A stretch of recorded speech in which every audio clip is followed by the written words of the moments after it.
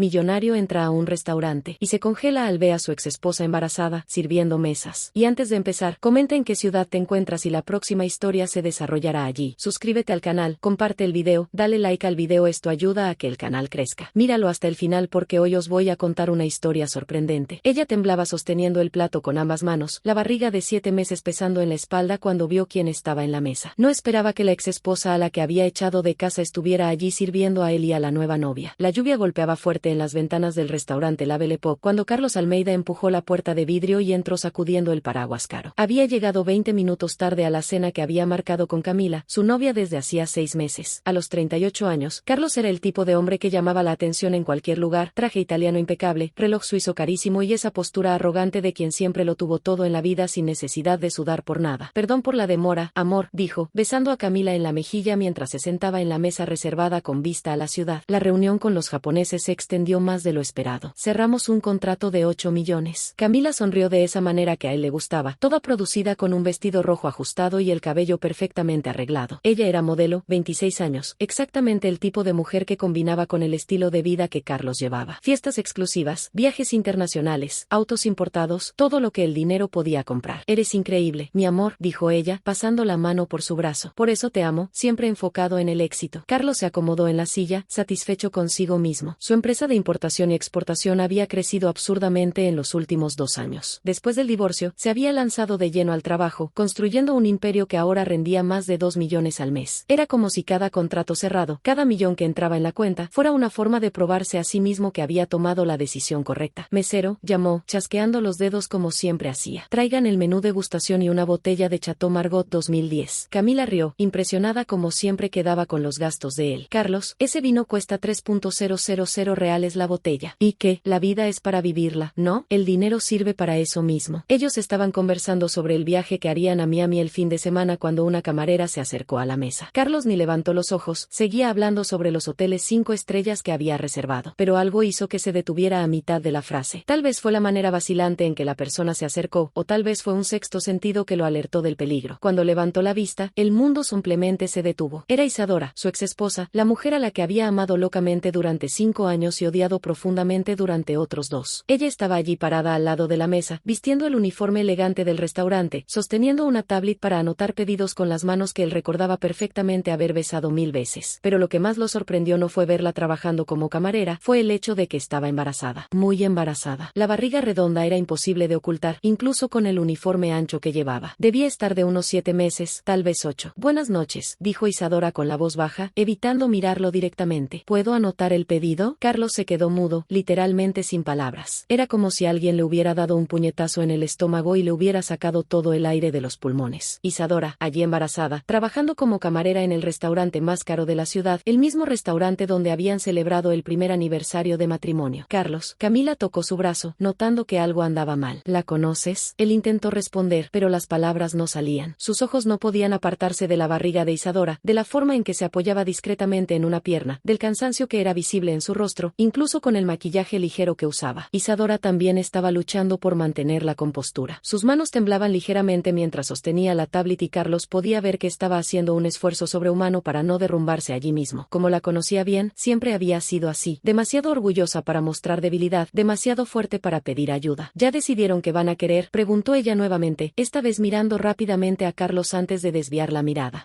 Nosotros. Carlos tartamudeó aún en shock. Isadora, ¿quién es esta chica?, preguntó Camila ahora claramente irritada con la situación extraña que se desarrollaba. Isadora cerró los ojos por un segundo, como si estuviera reuniendo fuerzas para lo que vendría después. Cuando los abrió, había una determinación triste allí que Carlos reconoció inmediatamente. Era la misma expresión que tuvo en la última discusión que tuvieron 2 años atrás, cuando todo había desmoronado entre ellos. Soy solo la camarera, señora, respondió Isadora a Camila, manteniendo el tono profesional. Trabajo aquí hace algunos meses. ¿Algunos meses?, repitió Carlos, más para sí mismo que para ella. ¿Estás embarazada? De 7 meses, completó Isadora con la voz firme, pero con un temblor casi imperceptible. Carlos hizo los cálculos mentalmente. 7 meses. Eso significaba que ella había quedado embarazada más de 1 año después de su divorcio. Más de 1 año después de que él le había echado en cara que nunca más quería verla, que había destruido todo lo que habían construido juntos. ¿De quién?, la pregunta salió de su boca antes de que pudiera pensarlo bien. Isadora lo miró con una mezcla de dolor e indignación. Eso no es asunto tuyo, Carlos. Carlos. Camila golpeó la mano sobre la mesa, llamando la atención atención de las personas en las mesas vecinas. ¿Me puedes explicar qué diablos está pasando aquí? ¿Quién es esta mujer? Por un momento, Carlos pensó en mentir. Podría simplemente decir que era una conocida lejana, pedir disculpas por la confusión y seguir con la cena como si nada hubiera pasado. Pero había algo en la manera en que Isadora lo miraba, en aquella barriga que parecía gritar verdades que él no quería escuchar, que le impedía fingir normalidad. Es mi exesposa, dijo en voz baja, todavía mirando a Isadora. El silencio que siguió fue ensordecedor. Camila se quedó boquiabierta. Isadora bajó la cabeza y Carlos sintió como si el suelo se estuviera abriendo bajo sus pies. ¿Tu exesposa es camarera?, preguntó Camila incrédula. Carlos, nunca me contaste que estuviste casado. Estuve casado, corrigió automáticamente, pero sus ojos seguían fijos en Isadora. Durante 5 años. Isadora respiró hondo e intentó retomar el control de la situación. Voy a llamar a otro mesero para que los atienda, dijo dándose media vuelta. Espera, dijo Carlos, levantándose tan rápido que tiró la silla. Isadora, espera. Ella se detuvo, pero no se giró. Carlos podía ver la tensión en sus hombros, la forma en que sus manos se cerraban en pequeños puños al lado del cuerpo. Por favor, necesito hablar contigo, dijo él, la voz saliendo más desesperada de lo que pretendía. No tenemos nada de qué hablar, respondió Isadora sin darse vuelta. Tú lo dejaste bien claro hace 2 años. Las palabras de ella volvieron como una bofetada en la cara. Carlos recordó perfectamente la última conversación que tuvieron en la oficina del abogado cuando firmaron los papeles del divorcio. Él había dicho cosas horribles, acusaciones que ahora parecían resonar en el ambiente elegante del restaurante como fantasmas del pasado. Carlos, me voy, dijo Camila levantándose y tomando el bolso. No voy a quedarme aquí viendo cómo haces drama con tu mujer embarazada. Camila, espera. Él intentó, pero ella ya caminaba hacia la salida, los tacones golpeando furiosamente el suelo de mármol. Carlos se quedó parado allí en medio del restaurante, mirando a Isadora, que aún estaba de espaldas a él. Otros clientes empezaban a mirar discretamente, murmurando entre ellos sobre la extraña escena que se estaba desarrollando. Isadora, dijo más bajo. Por favor, solo 5 minutos. Ella finalmente se giró y cuando Carlos vio su rostro de frente, casi perdió el equilibrio. Ella estaba diferente, más delgada en el rostro a pesar de la barriga. Tenía ojeras que el maquillaje no conseguía ocultar completamente y una tristeza en los ojos que él nunca había visto antes, ni siquiera en los peores momentos de su matrimonio. 5 minutos para qué, Carlos. ¿Quieres saber de quién es el bebé? ¿Quieres saber cómo terminé aquí? ¿O solo quieres satisfacer tu curiosidad para poder volver con tu noviecita bonita? La amargura en la voz de ella cortó a Carlos como un cuchillo. Isadora nunca había hablado con él de esa manera, ni siquiera cuando discutían. Ella siempre había sido dulce, comprensiva, intentando resolver las cosas con diálogo. Esa mujer amarga que estaba frente a él era alguien que él había ayudado a crear. Yo no esperaba verte así, dijo él, sin saber bien qué decir. ¿Así como? ¿Embarazada o trabajando como camarera?, preguntó ella cruzando los brazos sobre la barriga. Ambas cosas, admitió él honestamente. Isadora soltó una risa sin humor. La vida no se detuvo cuando me echaste de la tuya, Carlos. Yo seguí viviendo. Sigo intentando sobrevivir. ¿Echarte? Isadora, fuiste tú quien quiso el divorcio. ¿Yo quise? Ella lo miró como si estuviera loco. Carlos, tú pediste el divorcio. Tú dijiste que ya no podías mirarme sin sentir asco. ¿Tú qué? Está bien,